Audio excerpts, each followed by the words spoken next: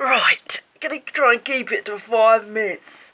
Arrival, prime, power to the people, right on time. Anybody know me? Do they know me? Do you know what I'm trying to push? Do you know what I'm trying to push? I'm trying to push your voice. I'm trying to push your choice. I'm trying to push, because you know what it is, a working class. There is always a working class war on. The people that get to where they get established via churches and religions and orders. Orders come in, right? They come in, they got us little heretics running around, whatever, and it's like, school system, freaking slipping, flogging, whipping. They used to whip and shit kids not until that long ago. Like, you can talk to people that are walking around in their 50s that used to get the cane, you know. It's like, so it's like, the Victorian workhouses were just terrible environments for white people, working class, lower class, whiteys, had it shit. Shit, right? So we're coming to this crux point where people are realising these things and going, yeah, we are just actually working class. It is all very, very much like, you know, animal farm, animal farm,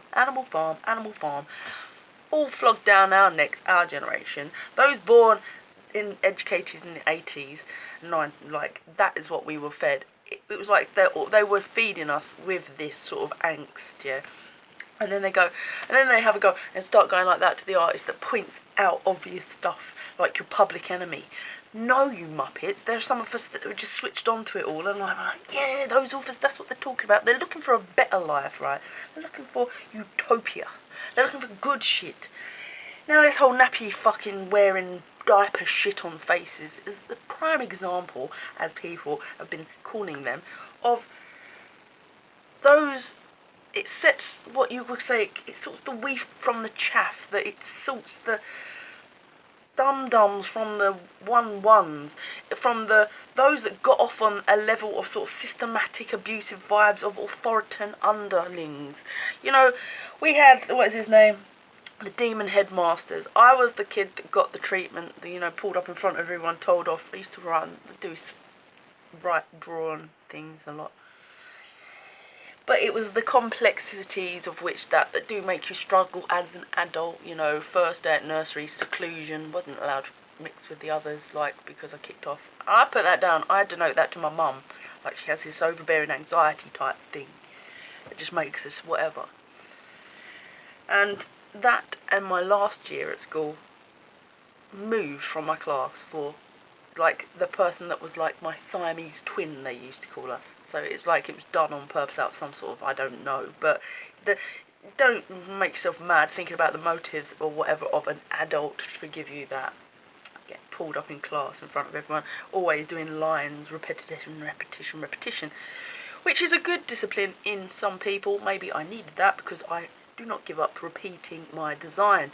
Arrival, prime, power to people, right on time. It's like I'm carrying this workhorse house, industrial weight on my back, like, around as part of my... I like to think I've got talents as a freestyler, and I like to think that I like singing. I would like to sing more than anything, and this is a version of singing, but more a logical, social justice way of processing for you. I like to think that the majority of people out there are good people and they don't actually like the infrastructure of their mind state, and this is liberty for them. This isn't religion, this isn't preaching. This is a far-reaching brand. As much, oh, I'm loving it, happiness you get from a happy meal, most people out there, which is your majorities you're talking to, which are actually contributing to the downfall of the planet. But that's another thing, because you've got those moralistic people, those self-serving people. My journey has turned into a totally subservient kind of journey on some levels. You know, it's like totally devalidated as a human being, to the point that I got arrested for just carrying letters, because I don't actually invest that much in, you know, sins of the flesh or trying to make that woman understand why I care. You know, doesn't matter. I know she probably felt guilty for certain things she did, so that's probably why she involved the police. Someone said I should have done that to her when that happened, but it's alright. I don't care. Don't care. Things are things. But the point is, I like that person so much so that it wasn't about anything in particular other than being there for her as a person on every level as a human being. That was it. The level of correspondence was down to nothing, and when someone come to the window, it was strange behaviour that I can't even fathom. It was like, the police are on their way. I was like, done with that beast. To see my freestyling video. But I'm not done with that beast. Because, it's never too late to say sorry. And I'm there. Confusing times sometimes for people. I understand. I take you for better, for worse, Call the police on someone, they still love you, then you're onto a winner, right? Anyway, I was done then. But the point is, right, arrival prime. This was born out of many, many social interactions with many, many, many people. It was a long process, but it started instantly when I got to know squat people that were popping open communal buildings and housing international squatters. Quite a niche little market, actually quite artistic people, quite a lot of what you wouldn't expect, It's come a long way since, this idea of people just jacking up and junkies and stuff, although that is part of the scene. The drugs wilding scene, but that doesn't matter because you can't demonise drugs, not when the NHS is what it is, and that takes a lot of educational and understanding experience to come to a level where you appreciate the difference between legal and illegal substances and how they are just part of a government control agenda and you're just their little pawn in it. They need more things to push or authorities to enforce. They need more fines. They need more money. It's an ugly, grotesque entity is what the government is always and it will always be, right? Self-serving mostly, so maybe that's why I got arrested and she was a plant. That's another story. But the point is, I propose a link in the community that will just be a social reform. Because a social worker that can generate its own media and is linked to the top, the film industrial, the media and music industrial, distributed wealth via a channel to an injustice. Like, hey, did you hear that about the woman who's got her kids taken away? Why has she got her kids taken away? Because she stands out, because she might have popped an ecstasy pill in her life, or she might be on a bit of one of these, or she might be in an abusive relationship. She might actually be signing her kids up for forced adoption on a hospital bed, black and blue. True stories between me and you. Other person that can't see a kid, why? For losing her, getting angry. Everything becoming so sterile and clinical to the point that people are being forced into these marginalised boxes like this, strain all over them, right? Are we feeling it? Feeling it? Yeah, are you feeling it? Or maybe you just don't live in London. Don't know. But the point is, with this, you shine a light on that injustice and boom, this is what you're in it for. This is what we are sold. We're sold the dream, aren't we? We're sold the film, we're sold the music, we're fucking sold all the creativity. Now, do you want a better world for you and your kids? This is it. There aren't enough niche little markets for that success level. Donald Trump is a last blimp of nothingness on our world stage, denoting his own media, yet you still follow him. It's like he's on that thing that he's denouncing. He hates his media and he says they're fake channels, because they are, in a tick box convoluted culture where people can be manipulated. What I learned from my time at the town centre warden is that a team will be cut off from their managers and there will be departments. Why is this? Oh, it's to facilitate a certain level of non-compliance in the big boss lazies. The ones that can't see the own problem and have to go betweens. Departmentalisation so nothing gets done. The lack of transparency is what I'm talking about. Transparency is the key to all social injustices. That woman on a hospital bed, she's got arrival prime to turn to. She's even got a call centre. Boom. Coming from a security background, this is all the security you should need. It's an option. It's far-reaching implications, bigger and beyond that. That's just one part of it. Acting as that social lubricant for justice, that's just one thing. It was a cure for homelessness originally. It's got an adapted wet room in the back with fresh kit so you can go boom boom and take people directly to the big issue scheme rooms as a taxi, just as a basic taxi and a basic cog. A lot of your day will be spent like that. This job should appeal to ex-military. It should appeal for ex-police. It's the sort of job that many police probably go into policing for because they think they're helping people.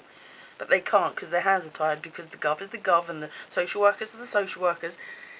And as I said, my main key selling point was, if you want to own a chicken shop, you've got a choice of how many in London.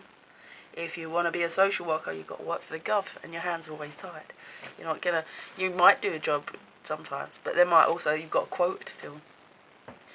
You've got things to do. Does that person really need to do that? Or does she need a sort of, to a certain degree, a larger limelight shined upon her behaviour? Especially in a convoluted world where people are listening to the media and half of them are drama queens and all sorts of madness. Like, a person's demonised before they're elevated. I know all about this. As somebody trying to fix a lot of stuff, I was like, I didn't mean to be that person. It's just my working background, because I used to be a sky engineer. So I said a van on the street. Handheld kit, people's kit, like the homeless people. It was just for shipping people to these opportunities all over. Like the legal squats that were popping up at one point. All over London. Legal squats. I'm thinking, how is there a homeless death in London when you've got that option there? Turn them into 999 shelters. Last winter was really mild. Maybe the global warming has solved that issue on its own, right? But that's how it come about. Just that simple. Oh yeah, van. Oh yeah. And a friend helped me put together a video and for some reason put a pound note sign in front of homelessness that I didn't even pick up on before I started sharing it all over the place. But that was the first time I made it 10 years ago. But since then, it developed into, oh, you know what? It could do that for those people. Do you know what else it could do? As a database with a call centre, it can free up workforces of nurses, maybe, potentially, and doctors. You can work more freelance-ish, maybe. Maybe that could be a part of it. Maybe it could. It's all up to you, as much as you can perceive or want to put into it. Free them up. Call centre. Linking up all agricultural and hostel and farming. Potential for NVQ like Princess Trust NVQs. 6 months placement periods. We go there, and it's for all ages, because that person pays for your fee to get over there. You agree that you will perhaps work. There is clauses to get out of it, because we all know how it feels to get somewhere and not like it. But these are opportunities. I mean, we don't like it. We're turning into quite soft people, really. We like our little bubbles, but this is an opportunity to open up the world as a sort of port of call for people, because there are inner city issues where people get pushed into doing bad things for other people, or there's people presenting themselves as, like, you know, ringleaders to vulnerable youth these days, you know. Like, I've even met people that's, you know, whatever, and you go, wow, the guy presenting himself, you know, youth. Yeah, it's a big fall from grace in London, because you think security are one thing when they can often be another thing, because they're handed out like Smarties in the job centre.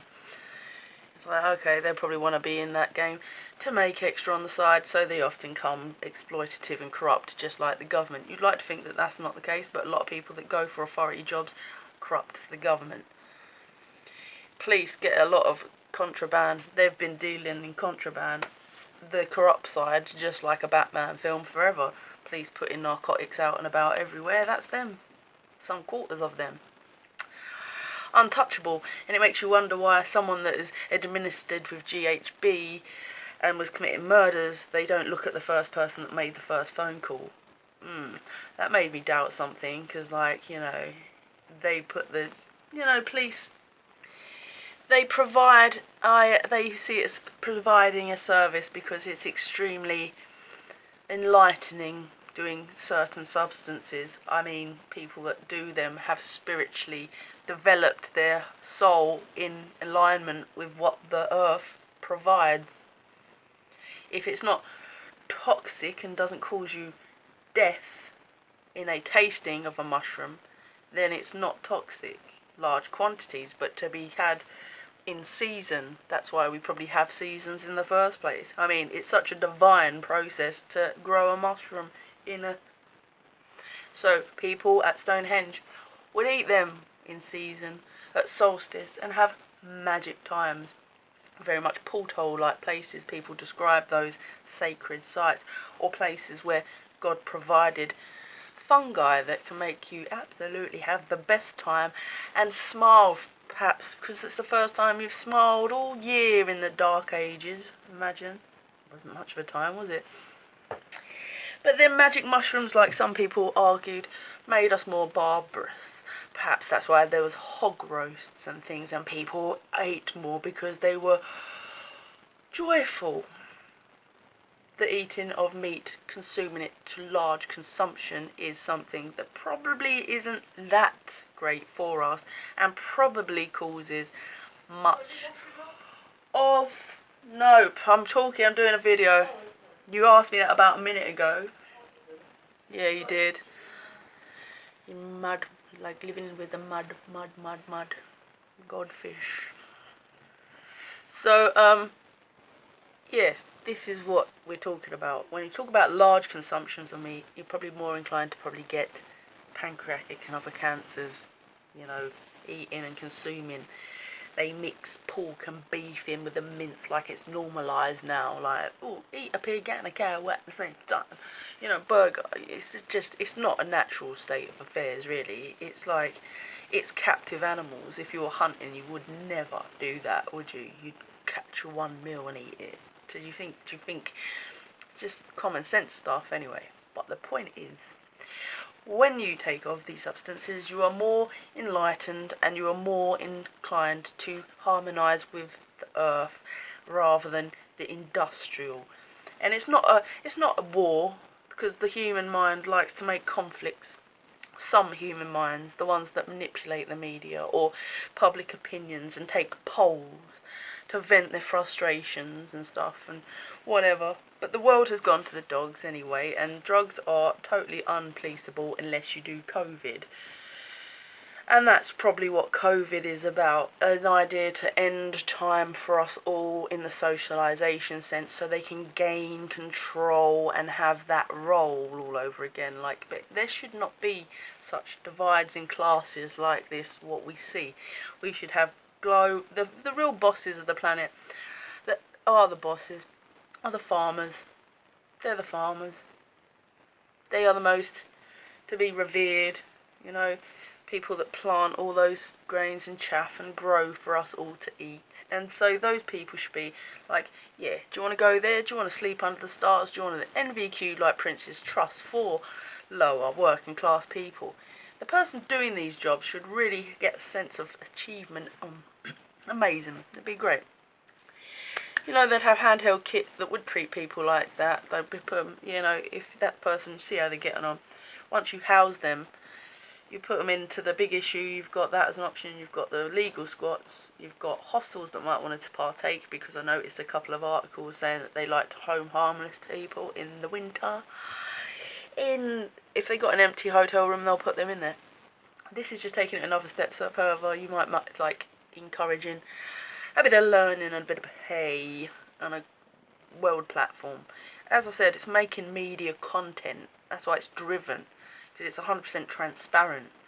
Takes out that element of like, oh, that person's going to get a flight paid for them, and they're going to end up over there, they're going to end up farming, and they're going to do a runner because they got their flight paid for them, kind of things, and sort of other potential things. It won't be like that, because you're making content. That person's named and shamed. Done a runner, you know, it's like, reliable not, you know, do you want to flog yourself out for 3 months and stuff? And if the scheme doesn't work, you know, it's like, it is based on trust. A lot of it's based on trust. And you have to get trust back in our society, because it's gone to the dogs. It's like there are some people that need help and trust of their train services to travel free or do things free, which might be me. I'm someone that went without benefits for 7 years because I was trying to break into film doing SA work, and it was all too much because you get sanctioned and they threaten to take away your place and they do this and do that just because one BBC job of 1 hour pops up that you just do this on. It's like, and then you're all under this dynamic of stress and crap and bullshit all the time. So I'm highly aware of the struggles that people face and suffer just trying to climb any kind of ladder. It's like, how is it so difficult? So people turn to a more criminalised, to some, culture, where they're smoking, they're a gang, they're a clique, they've got influence within music and stuff, so it's like they've broken on through to the other side. But it depends where you are on the ride. If you're in your little box family, and I don't demonise any drugs. I think that sometimes they can be, you need to be wise to them, because people that have done them and get their first fresh meat are going to treat people, if they get here, when you try some cocaine, some of these brothers put a bit of ketamine in it, and the effect is not what you've had, because you never shit on your own doorstep. You go far, far away, you know what the effects of cocaine are. Here, there, just to dabble. Come, and that happens, and you're like, wow, I don't need to justify anything. I know exactly what happened in this situation. I don't need to go run into the law, because the law, as far as from my perspective as an ex-SA security, had already fallen. So it's like, you're in it alone. Don't worry, don't bother. Because as far as I'm concerned, my worldview of the world is a realistic one from a much living. Wars, opium wars, I mean, it's poppies, it's heroin. I mean, what were they fighting for fields for back in the day? It gets put into the NHS as a thing, but it was also higher class activity. So to think like, oh, royals are this, or royals are that, or higher class is this, or higher class is that, is absolute bullshit. Because the effects of those drugs are very mellowing, very chilling. So therefore, I mean chilling as well. Because it's like, what does other person's death in other land mean when they're in a place of privilege, bubble wrapped, can't see or feel it themselves? They're not on the street running around meeting people or in painful situations with the most empathy. They're a bit desensitized. Hence why industrials like arms and things have thrived for such some time. And they need the storylines and complacency and subordination to actually achieve those goals. This is a breakdown for humanity. I mean, we see enough of this stuff. Well, if you're me, you see it constantly on social media, the age of technology and the internet, which is supposed to bring us up to speed. You up to speed yet? We can live harmoniously and have all the opportunities, all the travel opportunities going, if we just work together. And that's basically the moral of the story. Because what we have is divided and conquered. We have save for your own death. We have maudley, grey, ugly culture reigning to suit a few pockets. We see it as, oh, we are subservient to this, going back to the subservience in our institutions of literally being conquered. So this is just a call to say, unconquer yourself and create more of a community vibe. Why should people have to be drained for select people's benefit? Sure, they're the most, what you could argue is the people that with the most intelligence are the people that are deserving of that money, and they are. But there are also people in lower working that need more diversity. And this is the majority that I'm talking on behalf of. This is the voice of the majority, and that thus makes any champion or hero the most threatened, because my world has turned to hell on earth.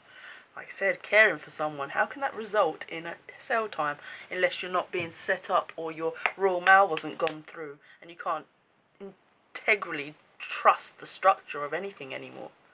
So lower class, working class, this is my cry, plea for help. It's actually important that we just normalise this level of intelligence amongst the lower working classes and say, we call for arrival prime. We want a social worker that has a database of workers that can then come via them for those people disadvantaged. They don't want to go via the national health because it seems like that is quite corrupted in places as well. I've seen it. Elderly people pump them full of morphine with just a basic chest infection. Boom, dead. Lost appetite, done. 95 could have been going on 100 now. That's my nan. Nothing else wrong with her. Just a chest infection that they neglected for 3 days to come round and visit with a, there's your what you need to take. You could argue that she might wanted to go at that time and she was very dignified. But the point is, we like availability and options in other avenues all the time, and there is no danger in it to anybody other than people that like other people's suffering. So that's what it's coming down to. Why would you deny that? It's an avenue, yeah? Anyway, the point being is funeral care. Ireland, another problem. It's like the idea of if someone dies and you want to just call them, you can get that facilitated, enabled. You have independent workers outside of their normal day-to-day. They can go, boom. You can treat the body a little piece in the house and you can just register the death and try to perhaps look for a bigger option for a funeral. you might want to have a public land send off. Old school. What do you think they did in the old days? I'm not saying, oh, we say we're advanced, but we're not. What we're noticing is crushing effect, aren't we? We're feeling dead inside, a bit depressed. A lot of people are really going through it at the moment.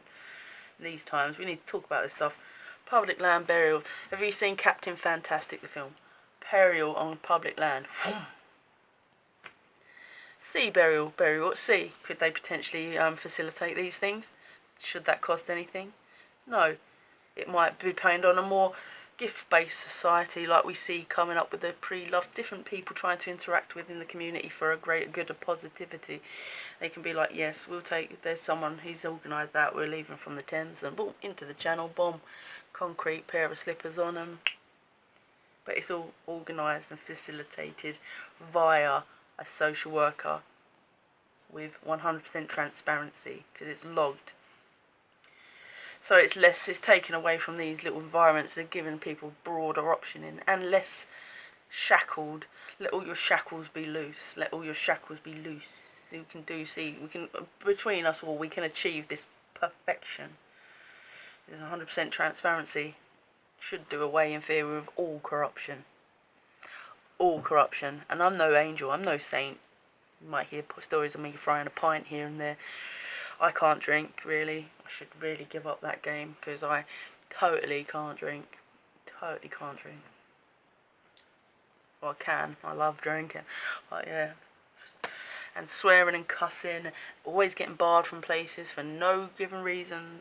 This community of mine, society, before this COVID, tried to literally take me to the edge of provocation and ugly.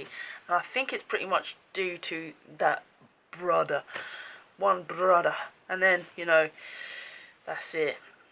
You shouldn't have fucked with the wrong girl. It's not like 1 strike, it was 2 strikes, 3 strikes, it's 4 strikes.